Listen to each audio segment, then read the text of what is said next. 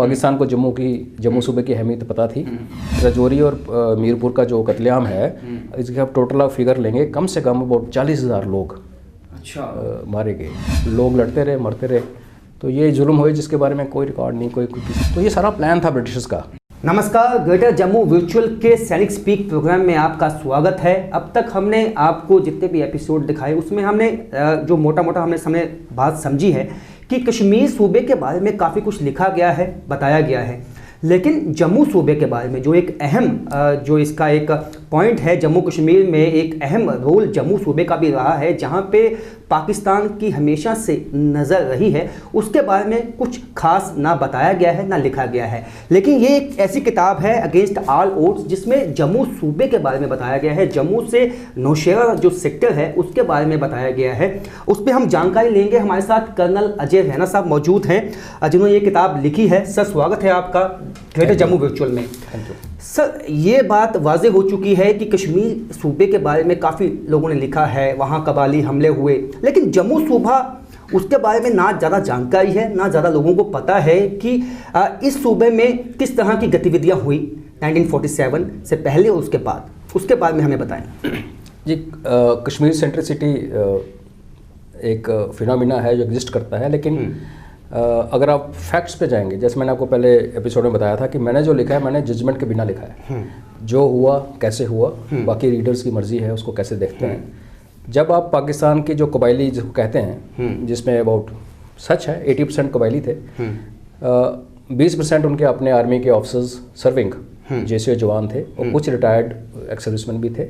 और अगर जो पुंछ के एक्स सर्विसमैन को निकाल दो तो कबायली कोई 50% थे, बाकी बेसिकली आर्मी थी। उनको जो उन्होंने डिवाइड किया था तो टोटल उन्होंने 16 लश्कर बनाए थे जी। हर लश्कर में 1000 लोग होते थे। कश्मीर में उन्होंने 6 लश्कर भेजे। पुंछ, जिसको आप जम्मू सूबा कह रहे हैं, हम आज बात करेंगे नौशेरा के नीचे की। अदरवाइज जो जम्मू सूबा है इसके सामने 10 लश्कर आए जी। तो आप ये समझ सकते हैं कि वहाँ 6 थे, यहाँ 10 थे। इन 10 के पीछे एक इन्फेंट्री डिवीजन जो कि प्रॉपर आर्मी की फौज है वो बैठी हुई थी। और सियालकोट में जम्मू के सामने एक ब्रिगेड थी। हम लोग जम्मू के बारे में बात नहीं कर पाए या नहीं बात हुई, वो बात अलग है। पाकिस्तान को जम्मू सूबे की अहमियत पता थी, क्योंकि जो जेहलम है जिसपे बाउंड्री जम्मू कश्मीर की और पाकिस्तान की बाउंड्री है, वहाँ से रावलपिंडी सिर्फ 50 किलोमीटर दूर है। तो ये किसी भी इवन बच्चे को भी पता है, थोड़ा सा फौजी ब्रेन जिसको भी हुआ, कि आने वाले समय में एक ऐसा टाइम आएगा जब अगर इंडियन आर्मी यहाँ इस लाइन पे बैठ गई, अगर JNK इंडिया में जाता है तो वो जेलों वाली बाउंड्री ही बननी थी पाकिस्तान और इंडिया के बीच में। बिल्कुल। तो वहाँ से तो बिना क्रॉस किए इंटरनेशनल बॉर्डर को आप एक अच्छी आर्टिलरी गन के साथ रावलपिंडी में जब चाहे आप बटन दबा के हमला कर सकते हैं जी। बिल्कुल। सो आज मगर हम उसको भी छोड़ के और नीचे की तरफ आते हैं जी, और हम जम्मू और नौशेरा की बात करते हैं जी। तो देखिए, जब 1947 में ये डिसीजन लेना था कि महाराजा को पाकिस्तान के साथ जाना है कि जो इंडिया के साथ जाना है, जिसके बारे में हम बात कर चुके हैं कि वो महाराजा का स्लो डिसीजन नहीं था, ये कुछ और रीज़न थे जी। उस टाइम क्या हुआ था कि प्रेशर डालने के लिए 1 सितंबर से ही पाकिस्तान ने पूरे जम्मू रीजन में कठुआ से लेके कठुआ, सांबा, ये जो बीडीबारी का इलाका है, जम्मू टाउन है और बिम्बर तक रेड्स करनी शुरू कर दी। ठीक। आते थे रात को, कैटल, गाय, भैंस जो मिल गया वो ले गए, घर का सामान लूट गए, लेडीज को उठा लेते थे। अच्छा। हाँ जी, क्योंकि वो आर्म्ड थे, ये यहाँ पब्लिक अनआर्म्ड थी, और ये लूटपाट चलती रही पूरे सितंबर के महीने में। 3-4 तो बहुत बड़े बड़े इंसिडेंट हुए, सांबा में हुआ, कठुआ में हुआ, ये राय सुचैनी वगैरह, ये सारे यहाँ पे रात को मशालें जलती थी। लोग सुनाते हैं, आप पुरानी कहानी सुनेंगे तो बड़ा इंटरेस्टिंग है, किसी ने लिखा नहीं उनके बारे में। तो ये रेड स्टार्ट होगी। हम इन रेड्स को अटैक नहीं मानते। जो पहला अटैक इंडिया में हुआ, जब उस टाइम जो JNK स्टेट थी पाकिस्तान का, वो हुआ 8 और 9 तारीख को अवनपट्टन में। अब अवनपट्टन जो है पुंछ से साउथ में है। अच्छा। उस टाइम ये JNK की जो आर्मी की ब्रिगेड थी, मीरपुर ब्रिगेड, उसके अंडर था। तो टेक्निकली जो मीरपुर, ये नौशेरा सेक्टर एक ही है, तो हम ये कह सकते हैं कि पुंछ रीजन में, लेकिन मीरपुर सेक्टर में। ठीक। 8 और 9 अक्टूबर को पहली बार अटैक हुआ। वो लोग आए, वहाँ एक गुरखा की प्लाटून थी, उस प्लाटून को उन्होंने कैप्चर किया, बंदी बना लिया, कुछ निकल गए। उसके बाद वो अगले दिन सेंसा करके गांव में वहाँ पे आए, वहाँ उन्होंने पाकिस्तान का झंडा चढ़ाया। जब वो रेड मारने आते थे तो आके चले जाते थे, रात को आते थे, सुबह चले जाते थे। इस बार वो आए और उस टाइम एक मुस्लिम सीईओ थे स्टेट फोर्सेस के, उन्होंने जाके उनसे लड़ाई की, उनको सेंसा से भगाया। ठीक। लेकिन थोड़ी देर बाद रियलाइज़ कर दिया कि जो मैं 100 आदमी लेके आया हूँ और वो दुश्मन जो हज़ारों में आ चुका है। तो वहाँ पे एक स्टेलमेट सा हो गया। जब लगने लगा कि यहाँ सेंसा में नहीं रह पाएंगे, तो उसके पीछे एक फोर्ट था, थ्रोची फोर्ट। अच्छा। आज भी है। थ्रोची फोर्ट में पूरी जो जे.एंड.के फोर्स स्टेट फोर्सेस थी वो थ्रोची फोर्ट में चली गई। ठीक। उन्होंने आके थ्रोची फोर्ट घेर लिया, बिकॉज उनके पास मैन पावर की तो कमी नहीं थी। और ये पहला इंस्टांस था जब वो आके वापस नहीं जा रहे थे, आते ही जा रहे थे। हाँ। तो इन्वेजन हुआ 8 और 9 को। थ्रोची फोर्ट को जब इन्होंने कैप्चर अपने घेर लिया, तो जे.एंड.के फोर्सेज ने उस फोर्ट से निकलना ठीक समझा, क्योंकि उन्हें मार जाना था। लेकिन जो ब्रिगेड कमांडर थे मीरपुर में, जो मैंने कहा ब्रिगेड थी, जो रिस्पॉन्सिबल थी ये पूरे बिम्बर से लेके जी उसके इलाके के लिए अवन पट्टन तक, हाँ, ये रजौरी, नौशहरा, जमगढ़ सब था। उन्होंने हुक्म दिया कि नहीं, आप इसको फोर्ट को नहीं छोड़ सकते, वापस फोर्ट में जाओ। तो फिर वापस फोर्ट में गए। जाने के लिए उनको मारना पड़ा, जो जिन्होंने घेरा हुआ था कबायलियों को, उनको सबको भगा के फोर्ट फिर कैप्चर किया। अब किस्मत की बदकिस्मती ये हुई कि उसके जो सीईओ साहब थे वो बीमार हो गए, और दुश्मन ने तो आना बंद नहीं किया, धीरे धीरे दुश्मन चारों तरफ फैलना शुरू हो गया। तो मीरपुर ब्रिगेड के एक ब्रिगेड मेजर थे, मेजर नसरुल्ला। अब ब्रिगेड मेजर बहुत इंपॉर्टेंट अपॉइंटमेंट होती है, बिल्कुल, आज भी होती है, तब भी थी। उनको कमांडर साहब ने कहा कि आप एक टुकड़ी लीजिए और जाके थ्रोची फोर्ट में जो लोग हमारे फंस गए हैं, जब दोबारा गए ना उनको फिर घेर लिया था, उनको आप वहाँ से रेस्क्यू कीजिए। जब ये फौज जाती है, आधे रास्ते में नसरुल्ला साहब डिसाइड करते हैं कि अब मैंने पाकिस्तान के साथ जाना है। अच्छा। तो उस फौज में ज़्यादातर मुस्लिम थे स्टेट फोर्सेस के, और कुछ हिंदू और सिख और गुरखा थे। उन्होंने रात को सोते सोते अपने सबको मार दिया। अच्छा। उसके बाद थ्रोची फोर्ट पहुंचे। अब वो ज़माना नहीं था जबकि मोबाइल फ़ोन थे या सोशल मीडिया था। थ्रोची फोर्ट वालों ने देखा कि अपनी फौज आ गई, उन्होंने कहा कि आ जाओ बाहर आ जाओ, आप सब ठीक है और आप आराम से गेम्स ड्रेस में आओ। तो गुरखों की प्लाटून थी, वो सारे के सारे गेम्स ड्रेस पहन के हथियार अंदर रख के बाहर आए, सबको मार दिया गया। एक गुरखा बचा जिसने आगे ब्रिगेड में बताया, लेकिन जब ब्रिगेड में बताया तो तब तो कुछ बचा नहीं था। मीरपुर में एक यूनिट थी 3 जैकरिफ, वो पूरी तरह से गिर चुकी थी। 550 जवान थे उसमें सीईओ के साथ, काफ़ी स्ट्रेंथ थी, लेकिन कोई सम्निशन नहीं था। और मीरपुर में मीरपुर कह लो, आप कोटली कह लो, आप कोई भी गांव बिम्बर ले लो, इसमें ये हो गया था उन दिनों कि रिफ्यूजी सारे जो डायरेक्ट एक्शन डे शुरू हुआ था, तो जब हिंदू मुस्लिम विवाद शुरू हो गया तो सारे रिफ्यूजी भाग भाग के इन टाउन्स में आ रहे थे। अच्छा। जो आज पाकिस्तान है उधर से भी आ रहे थे। छोटे छोटे गांव वाले बड़े बड़े शहरों में आ गए, यहाँ सेफ्टी है, जैसे होता है कि आर्मी है तो यहाँ सेफ्टी, ठीक है, हाँ वहाँ सेफ्टी है तो वहाँ चले जाते हैं। मीरपुर में 30,000 पॉपुलेशन हो गई, पलायन हो गया, पलायन हो चुका था। तो यहाँ 10,000 की पॉपुलेशन रहती थी, वहाँ सडनली 30,000 हो गए। Same thing happened all across, Rajouri में, नौशहरा में, हर जगह हुआ। तो जब ये सब हुआ तो जब उनको घेर लिया गया तो इधर जो ये बात मैं कह रहा हूँ अक्टूबर 22-23 की, 8-9 को अटैक हुआ। थ्रोची फोर्ट पे जो कत्लेआम हुआ वो 18-19 को हुआ। 21 तारीख तक पूरे मुस्लिम जो सोल्जर थे जे.एंड.के फोर्सेज के, वो सारे क्रॉस ओवर कर चुके थे, वो पाकिस्तान के गाइड बन के। आपका घर के बेदी, हम तो बिल्कुल एक वो लंका वाले कहते हैं ना, तो यहाँ सारे बेदी बन गए। उस टाइम जो फोकस था इंडियन गवर्नमेंट का वो था कश्मीर को बचाने के लिए, क्योंकि 22 तारीख को कश्मीर में अटैक हो गया।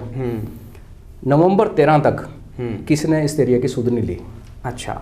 ट्रुप्स थे नहीं, आने जाने का रास्ता था नहीं, माधोपुर पे ब्रिज नहीं था, एक किश्ती थी जिससे लोग क्रॉस करते थे। पंजाब के साथ कोई लिंक नहीं था जे.एंड.के का। तो अब उनको फौज को बिल्डअप करना, बाई एयर तो गए वो कश्मीर में, यहाँ जो पीछे लॉजिस्टिक है, म्यूनिशन है, इतना कैपेसिटी नहीं थी, पुराने जहाज थे, बिल्कुल, तो बड़ा मुश्किल का काम पड़ा। तो पूरा फोकस कश्मीर पे रहा। 13 नवंबर तक वर्चुअली जम्मू से आगे कोई इंडियन आर्मी नहीं गई। यहाँ एक बटालियन थी 1 पटियाला, वो लोकल ड्यूटी करती रही। ठीक। रेड वगैरह तो बंद हो गई इस तरफ, लेकिन उस तरफ क्या शुरू हो गया, 2 दिन के बाद बिम्बर जो था, बिम्बर के में सिर्फ कोई 30 हॉर्स कैवलरी के जवान थे, तो और 3,000 के आसपास शरणार्थी और लोकल थे, छोटा सा फोर्ट था उधर। तो उन्होंने बिम्बर में आके अटैक कर दिया और बिम्बर में पाकिस्तान ने टैंक लाए। अच्छा। जो कि पाकिस्तान डिनाई करता रहा, लेकिन मेरी बुक में उसका फोटोग्राफ है, उनकी पेंटिंग है, उनके म्यूजियम का। अच्छा। इसमें उन्होंने दिखाया है। तो पाकिस्तान ने पूरी दुनिया को बोला कि हमने हमारा इन्वॉल्वमेंट नहीं, आर्मी इन्वॉल्व नहीं है, लेकिन बिम्बर में पहली बार टैंक लाए गए 25 को। अच्छा। अक्टूबर को।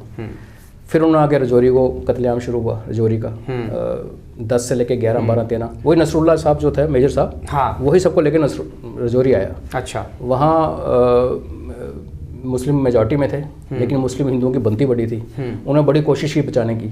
1 करोड़ रुपये ऑफर किया एक हिंदू सेठ ने कि आप पैसे ले लो, हिंदू को जाने दो। वो नहीं माने, बोले पैसे दो, आप कहाँ जा जाओगे, पैसे लेने ही हैं।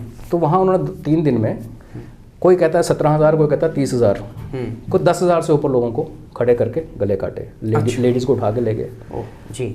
और फिर 25 नवंबर को मीरपुर में आर्मी का जब ऑपरेशन ख़त्म हो गया तो आर्मी को वहाँ से निकलना पड़ा।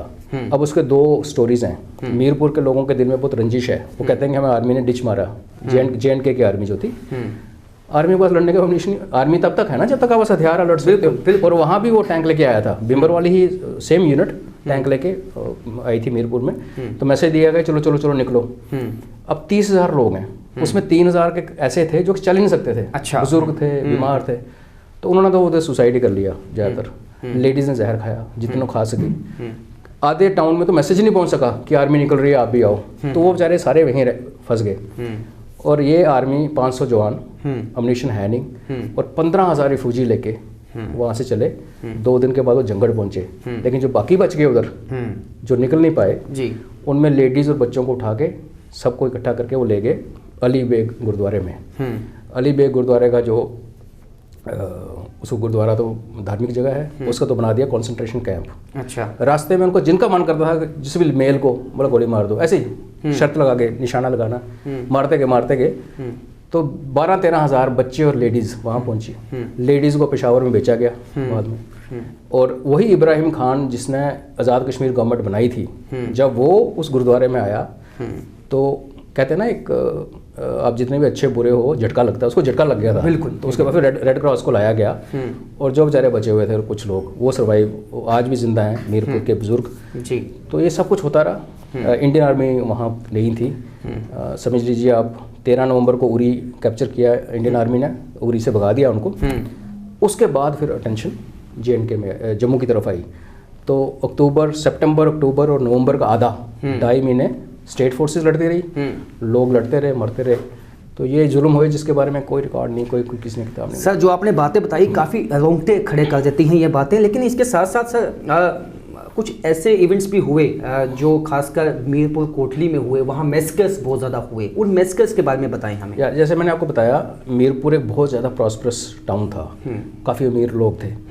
कहानियाँ सुनाई गई थी कबायलीज़ को कि वहाँ घरों में लोगों ने इतना सोना और जेवरात हैं कि फर्शों में दबा रखे हैं। बिल्कुल। तो जब उस टाउन को घेरा गया और आर्मी का मिशन ख़त्म हो गया, रेडियो सेट एक ही था, वो बंद हो गया। तो ऊपर जब एयरफोर्स के जहाज आए तो आपस में कम्युनिकेशन नहीं हो पा रहा था। अच्छा। क्योंकि जब एयरफोर्स आती है तो ग्राउंड वालों को बताना पड़ता कि वो टारगेट है सामने, वो बात ही नहीं हो पाई। जो अम्यूनिशन उन्होंने फेंका, एक बार मिला, दूसरी बार बाहर गिर गया सिटी के, जहाँ कबायली बैठे हुए थे। हथियार सेम थे, उनके काम आ गया उल्टा वो अम्यूनिशन। तो वहाँ जो हुई रजौरी और मीरपुर का जो कत्लेआम है, इसके आप टोटल फिगर लेंगे, कम से कम बहुत 40,000 लोग अच्छा मारे गए इन 2 टाउन्स में, जिसका कहीं जिक्र नहीं है। ये बहुत बड़ी बात है कि 40,000 लोगों का कत्लेआम हो जाता है और उसका जिक्र भी किसी किताब में नहीं है। तो क्या आपकी इस किताब में सब जिक्र आपने किया है और ये बातें शामिल लाई हैं? और क्या ऐसी बातें हैं कर्नल साहब जो लोगों को जाननी चाहिए, जो लोगों के पास जानकारी नहीं है अब तक? देखिए, एक तो हमें अपनी हिस्ट्री पढ़नी चाहिए। मैं ये किताबें लिख पाया हूँ क्योंकि कुछ बुज़ुर्ग अभी भी हैं कम्युनिटी में, मैं इन कहानियों को सुन के बड़ा हुआ हूँ। तो ये चीज़ें हम जैसे लोग लिख भी रहे हैं, पहले नहीं लिखी गई, तो अब नई जनरेशन को पढ़ना चाहिए, पता चले क्या हुआ। ये नहीं कि आपने अभी हिंदू मुस्लिम से लड़ाई करनी है, नो जी। ये एक सबक है हम सबके लिए, जहाँ पे हिंदुओं मुसलमानों को इन लड़ाइयों में झगड़ों में कुछ नहीं रखा जी। आपके पास एक मेजॉरिटी एक माइनॉरिटी है, आज आप एक दूसरे को मार लेते हो, लेकिन एंड ऑफ डे क्या है, कुछ नहीं, सबका नुकसान है जी। बिल्कुल, जंग से किसी का फायदा नहीं होता, नुकसान होता है, नर्क बन जाती है। तो ये नर्क बना रहा। और आज आप देखिए पूरा जो वेस्टर्न साइड थी, पुंछ से शुरू करेंगे आप, ये सारा पाकिस्तान के पास है। और ये जो आप कह रहे थे लोगों को पता नहीं है, जुलाई 48 में इंडिया UN में दिसंबर में चला गया था 47 में जी। वो भी एक एडवाइस नेहरू जी को जिसने भी दी, अलग डिबेट है। 48 जुलाई में ऑर्डर आए दिल्ली से कि इसके बाद आप ऑफेंसिव नहीं करोगे जी। इंडियन आर्मी ऑफेंसिव मतलब आप दुश्मन के इलाके को क्रॉस नहीं करोगे। अच्छा। वो हमारे अंदर आए हुए हैं। हाँ बिल्कुल, हमारी जनता को मार चुके हैं। बिल्कुल। और नवंबर तक तो हमारे पास फौज नहीं थी जम्मू में। जब फौज आई, 50 पैरा ब्रिगेड आई, ब्रिगेड उस्मान साहब आए, उन्होंने जंगड़ को कैप्चर किया। जंगड़ फिर हमारे हाथ से निकल गया क्योंकि हमारी फौज बहुत कम थी। कहने को पूरी ब्रिगेड थी लेकिन 5 कंपनी थी, क्योंकि कुछ उन यूनिट के जो जवान थे वो पाकिस्तान जा रहे थे, उन्होंने ऑप्ट किया था पाकिस्तान जाने के लिए। ठीक। और इंडिया जो आने थे पाकिस्तान से, हिंदू सिख उधर वो अभी तो पहुंचे नहीं थे, तो ये बहुत कम कहने को ब्रिगेड थी। लोकल ये कहते हैं कि भाई आप नौशहरा पहुंचे 19 तारीख को, 19 सितंबर को, 19 नवंबर को, 16 नवंबर को नौशहरा पहुंच गई थी फौज। 19 तक आप नौशहरा बैठे रहे, उसके बाद आप चले गए जंगड़। जंगड़ से अब इधर कोटली है, इधर मीरपुर है, फौज कोटली चली गई। अच्छा। मीरपुर नहीं गई। अच्छा। कोटली में भी लोग फंसे हुए थे, मीरपुर में फंसे हुए थे, पर मीरपुर में बहुत ज्यादा फंसे हुए थे। और कोटली जो है वो थोड़ा इंटीरियर की तरफ है, मीरपुर जो है बिल्कुल झेलम के ऊपर था। आज तो वो मीरपुर खत्म हो गया, वो जो ओल्ड मीरपुर है वो डैम के नीचे आ चुका है। तो लोगों को बहुत ग्रीवेंस है उस बात पे। कुछ कहते हैं कि भाई उधर कोई वीआईपी लोग थे स्टेट एडमिनिस्ट्रेशन के, जिनको बचाना था कोटली में। अच्छा। एक्चुअल कहानी ये थी कि ट्रुप्स थे नहीं, और मीरपुर और जंगड़ के बीच में जो रास्ता था उसमें काफ़ी जगह एनिमी डिप्लॉयड था और सारे पुल उड़ाए हुए थे। अच्छा। तो आर्मी पहुंच नहीं पाई।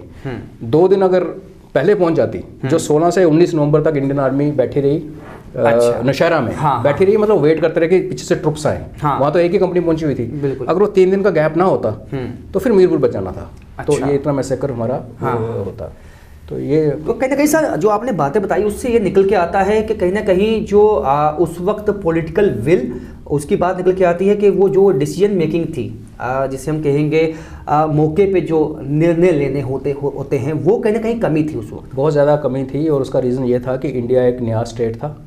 हमारी लीडरशिप, देखिए आप एक इंडिपेंडेंस के लिए लड़ रहे हो, आप काफ़ी शोर कर रहे हो, जेल जा रहे हो, वो अलग बात है। जब आपके हाथ में कमान आती है ना किसी देश को चलाने की, हाँ बिल्कुल, तो वही बेटे और बाप वाला फर्क है। बेटे को अपने फादर बुरा ही लगता है कि तो जिस दिन वो खुद हेड ऑफ फैमिली बनता है, तो उसको समझ आती है भाई अभी 4 लोगों की फैमिली कैसे चलानी है, कितना मुश्किल है। ऊपर से उनके ऊपर इन्फ्लुएंस था लॉर्ड माउंटबेटन का जी। तो मैंने आपको पहले एपिसोड में बताया कि एक चेस की गेम खेली गई थी, 47-48 एक चेस की गेम थी। तो ब्रिटिशर्स ने वही कराया नेहरू जी से जो उनको सूट करना। उन्होंने वो इलाका झेलम के साथ वाला 20-25 किलोमीटर की बेल्ट पाकिस्तान को देनी ही देनी थी। अच्छा। ताकि रावलपिंडी को 50 की जगह 70-80 किलोमीटर की डिस्टेंस मिल जाए। अच्छा। बाद में मंगला का जो डैम बना है आज, अगर उसको क्रॉस करना हो आर्मी को, मैं फौजी हूँ, मुझे पता है, मतलब इम्पॉसिबल है आज, इतना बड़ा बन गया बाद में। अच्छा। तो ये सारा प्लान था ब्रिटिशर्स का। बेसिकली वो चाहते थे कि जो पाकिस्तान पैदा तो कर दिया था उन्होंने, उसको अभी उन्होंने पाल के बड़ा करना, सिक्योर करना था। अच्छा। तो जम्मू उसमें मारा गया। इंडियन आर्मी के पास रिसोर्सेज कम थे, ऊपर से जैसे आपने कहा कि पॉलिटिकल डिसीजन ऐसे दिलाए गए, मैनिपुलेट कराए गए कि जो हम कर सकते थे। एयरफोर्स थी, एयरफोर्स को जुलाई 48 में बोल दिया गया कि आप बॉर्डर के 5 किलोमीटर तक नहीं जाओगे। अच्छा।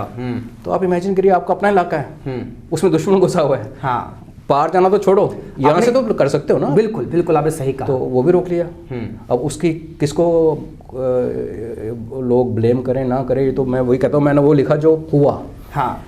अब कौन किसको क्या जज करता है, वो आने वाले समय पे जो लोग पढ़ेंगे, जिनको इसमें इंटरेस्ट है, वो उनकी डिसीजन है। इन एनी केस वो इवेंट्स वापस नहीं जा सकते, लेकिन आज भी जो हमारे साथ हो रहा है, ये इन सारी विवाद की जड़ जो है उन डिसीजंस में है, जिनको आपने बिल्कुल सही कहा कि पॉलिटिकल डिसीजन हमसे कुछ उस टाइम ठीक नहीं हुए। जी, बहुत बहुत शुक्रिया सर। जिस तरह से कर्नल अजय रैना ने काफ़ी अहम जानकारियां दी हैं, जो अब तक शायद बहुत कम लोग हैं जिनको मालूम है, कि जैसे इन्होंने कहा कि 40,000 से ज़्यादा लोगों का मैसेकर हुआ और इतनी बड़ी ऐतिहासिक घटना लोगों से अभी तक छुपी हुई थी। लेकिन इन्होंने अपनी किताबों में कई खुलासे किए हैं जो काफ़ी चौंकाने वाले हैं, और उसमें सबसे अहम निकल के ये आता है कि अगर उस वक्त पॉलिटिकल विल होती और एक जो डिसीजन लेना होता है मौके पे वो लिया जाता, तो शायद कई ऐसे इलाके हैं जो आज पाकिस्तान के पास है, वो अभी भी भारत का हिस्सा होते। फिलहाल मेरे साथ इतना ही, देखते रहिए ग्रेटर जम्मू वर्चुअल।